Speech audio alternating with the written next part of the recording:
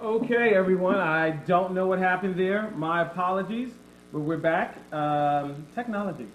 It's good when you Can't live with it, can't can't live live without without it. it. No, it's good when it works, and it is so horrible when it doesn't. Right, right. But we were just talking about a trust. Yes, yes. When you do not have someone in the family that you can depend on to take care of your finances or Right. your health should something happen. Right, and I mean that's something that we need to really think about.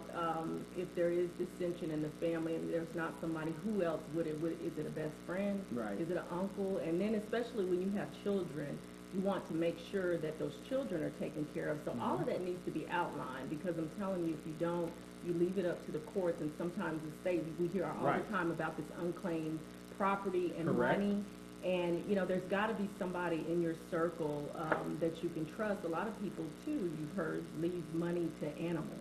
Yes. And that to me, that just, you have people out here starving, and I'm sure family members. Right. So that's something that we need to start thinking about is, who do you trust if it's not somebody in your immediate family that Right. you want to, have your belongings and have your assets that is not going to go and blow them too. Right. So, Right. I mean, it's sad that it can't be a family member, but Right. the beauty of a will is that you can always update a will. Sure. So if something happens and you change your mind about a person that's in your will, you just get it amended.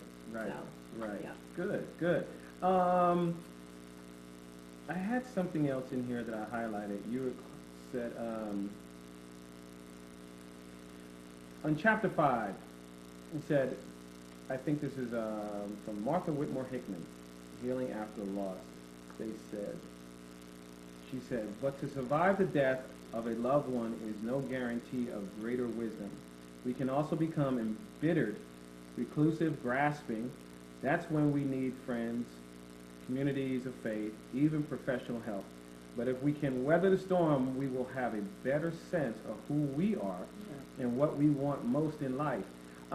That seemed to resonate throughout the book with you and just how you overcame the grief of the loss of your mom and your dad.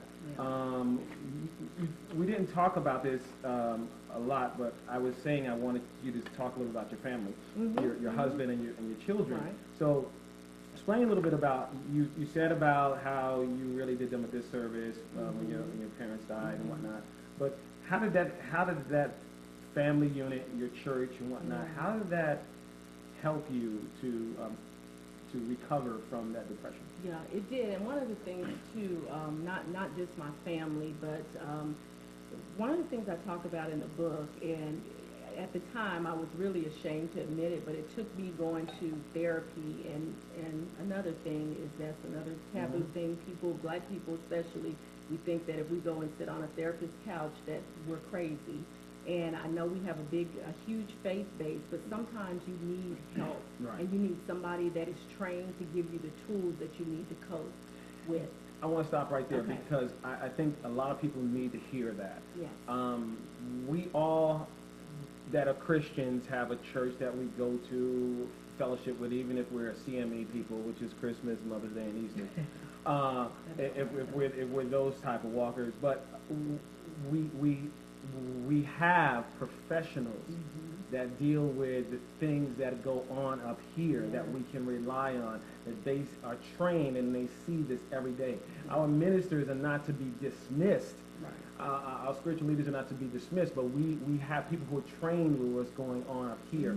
And you may not have a clear mind to hear what your minister is saying. So prayer is not the only solution to that, I believe, and you experienced that firsthand. Yeah, because I had so many different emotions that I was dealing with, and I'm like, what is going on with me? Trying to work, I'm trying to still handle my dad's estate, take care of my family, my kids, my husband, and I needed to get it together, basically. So I went to a therapist, and that was one of the things, too, that he helped me to realize is that Kenneth's parents are still alive. His mom and dad still live in Irving. And I had bitterness towards him. Did you really? I did. He would, he'd say, okay, I'm going over to Mama's house, or, and I'm like, oh, why are you going over there? You stayed over there quite a while. Right. I was actually bitter towards him for having his parents. Right. And how crazy is that? Mhm. But my therapist said that's normal. Right. That's part of the process. But then here's a beautiful thing that came out of that. He wasn't really close to his family or his mom and dad as close as I was to mine. So when that happened with my dad, and I lost my dad suddenly, that forged a relationship with them to where Kenneth goes, I think I visited his parents more than he did. And now he's over there every week. You know, he calls his mom just about every day Right. to check on her. So out of my tragedy, a beautiful thing came, you know, because Right. now he has a great relationship It with blossomed. his parents. Yeah. That's excellent. Yeah, so I do get, you know, comfort in that part of it, and I'm Right. not jealous anymore. On Mother's Day, Mhm. you know, he took his mom to, you know, to lunch and everything for Mother's Day, came back, took care of me. Same with Father's Day, so, yeah, it's all good. So do you get Mother's Day gifts from your husband? Yeah, I do. You do? I do. I Yeah. always get hope this you question. give Mother's No, Day. she's not my mother. It does not matter, Kyle.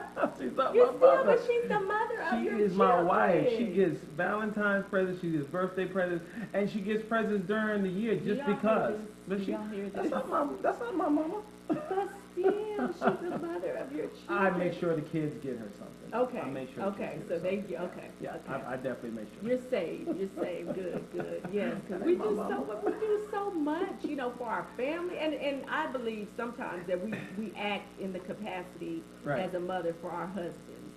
Come on now. That's another show. Tell the truth. That's totally another show. I'll be We will back for talk that about- show. She's not coming back for that show. Okay, so that's a good question though too, and that's not in the book at all. Right. But how many hats do you think you were wearing during this whole thing, taking care of the loss of your parents, Mhm.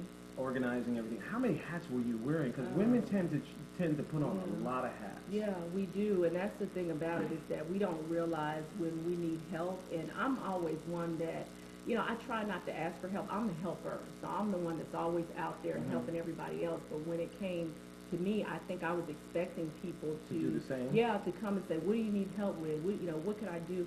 And I didn't really get that. I got that from a few people, Mhm. you know, the circle of friends. Right. But then, like I said, some people that I would have never imagined in a million years stepped up to the plate and helped me more than my own family members. What did you learn about So- that particular lesson? Because I learned that lesson a while ago too. What did you learn about that? What is it? And it's something that T.D. Jakes says, and I think I quoted it correctly in the book about gallon-sized people having pint-sized people in their life, Mhm. and that's all they have to give. So you Mhm. have to meet people where they are, even though you have a gallon-sized capacity to love and Mhm. give.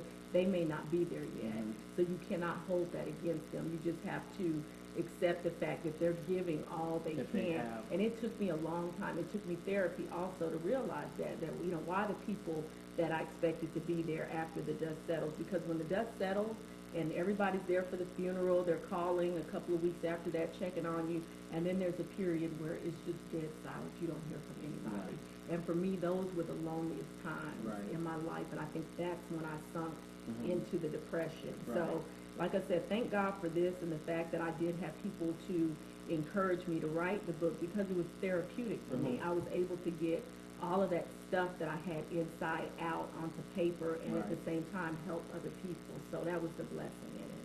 I learned from that experience that if I'm a giver and I have a lot to give, it doesn't mean that someone else is the same. Oh, right, absolutely. That's what I learned from Yeah. that. Don't expect someone to give like you give. Yeah. That's almost like church and tithing. You know, Yeah. you have those people that tithe and then they give above and beyond their tithing. Yeah. Don't expect everyone to be like that, because everyone's not. Yeah. Some people just do it because, okay, this is expected of me, so I'm going to do my part, Yeah. and then that's it. You'll be disappointed. Yeah, every you'll be time. very Yeah. disappointed if you're expecting equal amounts of giving, because those things aren't going to happen. Mm-hmm. What was the biggest thing you got out of therapy? What, and I don't think you say that in the book, but what was it, the biggest thing that you got out of it? Okay, this is really funny because I think you probably remember back in the day. I never was. My husband didn't marry me for my cooking. I'll say that. But I never did really like to cook anyway. So I Right. had like, you know, my mom, I mean, excellent cook. I mean, she cooked everything, macaroni, cheese, everything from Mhm. scratch. But I always had 5 or 6 basic meals. So, Okay. you know, kids would come home and say, okay, are we having spaghetti, Mexican casserole, catfish, what are we having? They automatically knew. But my therapist said, what are some things that you're doing now that cause you stress that you can, we were up on the board and I was writing down, I don't like cleaning toilets. I don't like, cooking, having to cook and do all these other things. He said, what could you possibly give up that, would not just make the world come to an end, that would actually give you some peace and some comfort. So the two things I came up with were cooking and cleaning.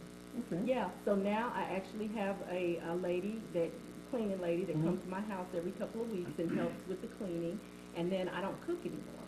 You don't? I don't. And you have to ask Kenneth about that. But here's the reason why. There's a good reason behind that. Because I have, we're almost empty nesters. So I have a 17-year-old at home that is a senior, very active. And then Miles, he's in college. So there was nobody really to cook for. I'd have all this food and everything and then leftovers. And I work from home, so I'm sitting at the house eating leftovers for lunch for the week.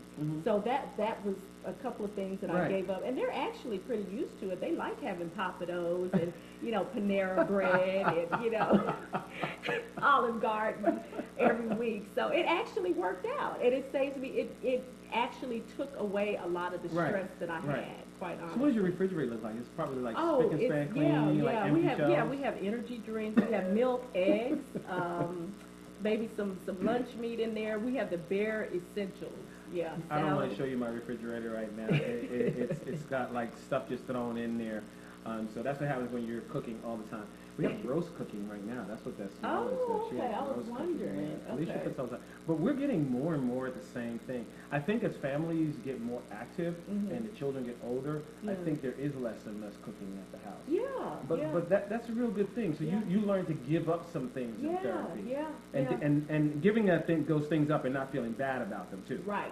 Yeah. I think that's great. Yeah, and came to an understanding, that was one of the things I talked to my husband about, and I said, look, my therapist says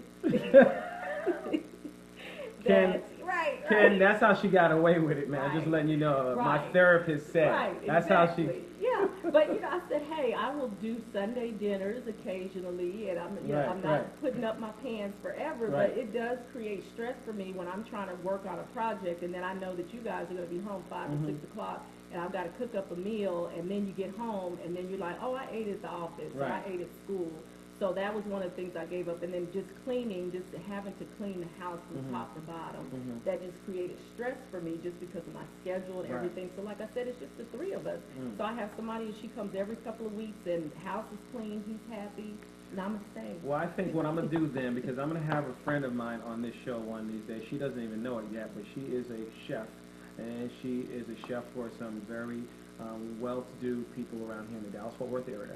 And I think I'm going to have her come on and bring on, do some like quick meals that couples can do. And I think I'll have to have you and Ken come and be one of the couples. Cool. That'd be fun. And show us some quick meals. Want to get to one other thing before we go.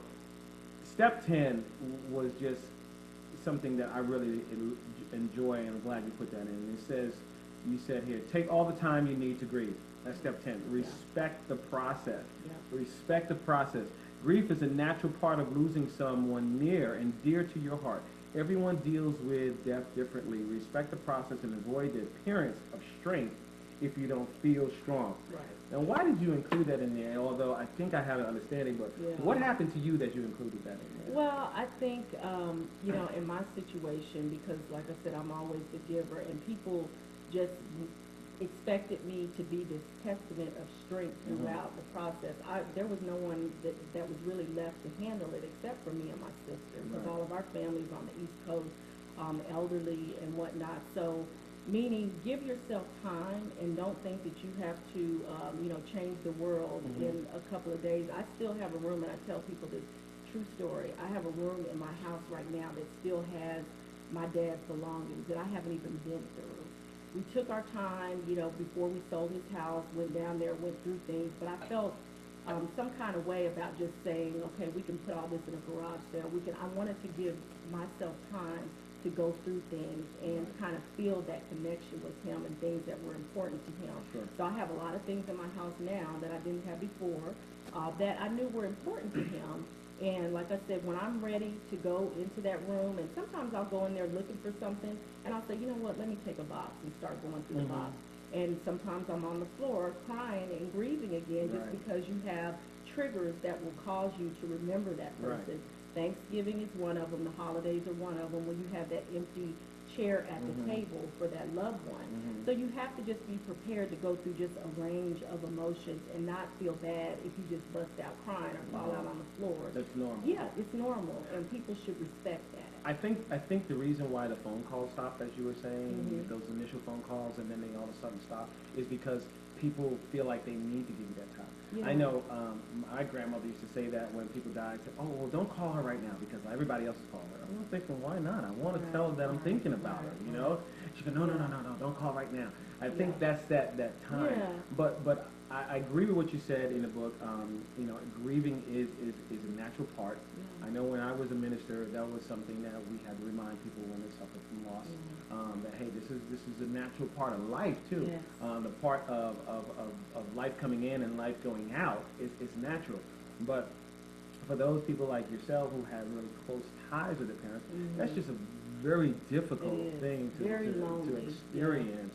I know my mom, when my mom was very close to my grandparents, and so when we finally lost my grandfather a couple years ago, that just really set her in another level. And she was supposed to be that pillar of strength too. Everyone came to her thinking that, okay, well, what do we do this? And there was so many questions, and one day she just said, oh my God, I get all these questions and all this stuff is coming to me, and no one wants to give me time to cry. I don't even have time to cry. I remember her saying that because everyone else is coming to me asking me what to do and what's this and whatnot, and that has got to be just totally overwhelming. It is. You know? It is. My grandfather and I were very close too, but I felt like I just had to be there for her, you know. So I had some of those same emotions, but that grieving part is it's so important. And you know, like I always say, there's not a time frame or expiration date on it. You know, it's been since 2002 since I've lost my mother, and I still, you know, there are times I just can't even get out of the bed just because I'm just missing her, missing being able to pick up the phone and talk to her. I still have my dad's number in my phone, and I know some people may find that morbid that I still have him in my favorites, but when I'm ready, I will delete the number, but for right now, it gives me comfort just being able to see his little face up there. I have my grandfather and too. have his, you see? So I would call that number up to like 2 years after he died. I would call that number and his voicemail would still be on there, and I would listen to his voice. And just, I guess, like you said, just for some comfort, you know. I could no longer call him and say, hey, Gramps, how you doing? But I would call his number just to listen to his voice on and that. nothing wrong with that. Nothing wrong with that. Angie, before we go, I just wanted to say I really liked your last section of the book, and which is lessons learned. Yes. And one of the lessons learned I love is number 6, which is bucket list. Oh. I love bucket lists. I'm definitely a bucket list person. What have you accomplished on your bucket list since you made it? What have you done? I only have a few things left. And you've seen me on Facebook. Now, if there's some place that I want to go, whereas before I was always like, well, let me save, or this is not the right time, or, you know, I'll do that after such and such. No.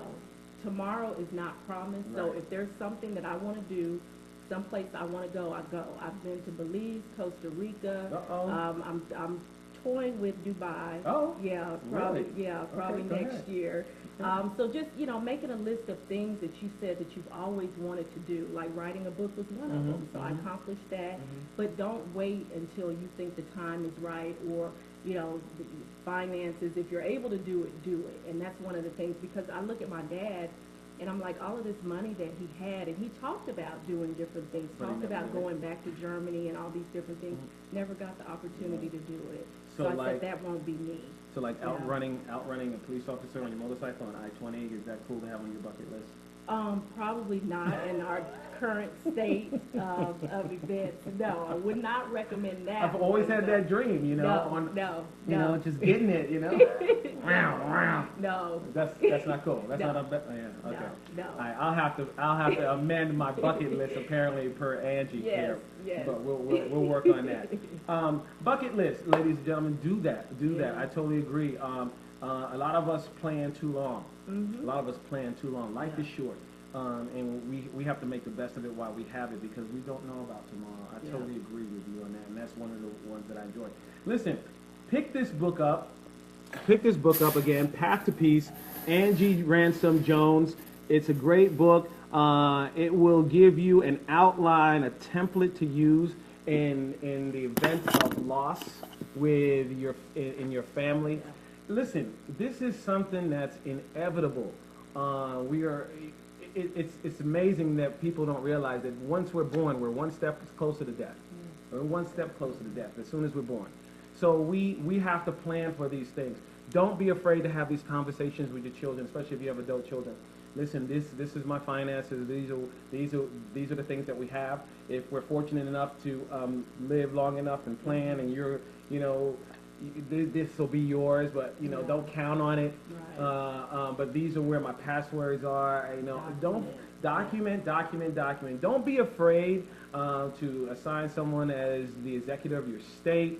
The executor over maybe your medical, your health, things like that. Listen, sit down with a financial advisor. Yes. You don't have to have a lot of money to sit down with a financial advisor. People think, oh man, I don't have that type of money. Stop. You have a house, you have a job, you have life insurance, you need a financial advisor. Yep. Just go ahead and sit down, plan. You'll be surprised at the things you need. If not, contact Angie on the website, and maybe she can lead you through some things as well. But start with the book right there, Amazon.com? Yep, Amazon.com. Amazon.com. Yep. Don't forget about this weekend coming up. It's the celebration, Magnifying Our Mother's celebration. It'll be on Louisville Lake.